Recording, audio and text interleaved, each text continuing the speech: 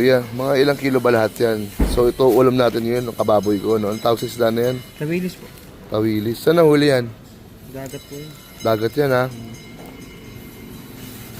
Alright. Mukhang masarap to, mga kababoy. Asin lang, no? Prito, no? Laban agad. Ito, pinakadaing. Ito. Opo, ibababad sa suka ng maraming bawang at paminta. Hindi. Bago mo pertuhin. Ayoko, gito din lang ako sa ano, asin lang ako, tsaka prito. Ano po? Para mabilisan. Oo. Yun na nga, no? Kuya, babalik mo nga doon. Sinobran tayo ni Kuya, mga kababoy. Maraming salamat kay Kuya. Ayan po. Supportahan natin ang mga lokal. 130 na, no? Alright, thank you. Kuya, magkano yan? 120 lang. 120 lang, oh, mga kababoy ko. Oh. Napakaraming isda niyan, no? Saka nakakita niyan. Alright. Ano nangyayari, Kuya, pagka hindi tinatanggal yung hasang, tapos pinrito mo? Baliktad.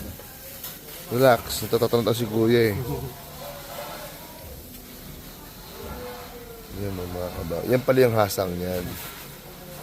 Tagal niyan, no? So, ayun nga, no, mga kababoy. At meron tayo ditong pangpakbet. Ayan yun, no. Gulay, baboy, oh. So, ito yung mga ricado natin, pangpakbet. Tapos yung pritong isda, mga kababoy ko.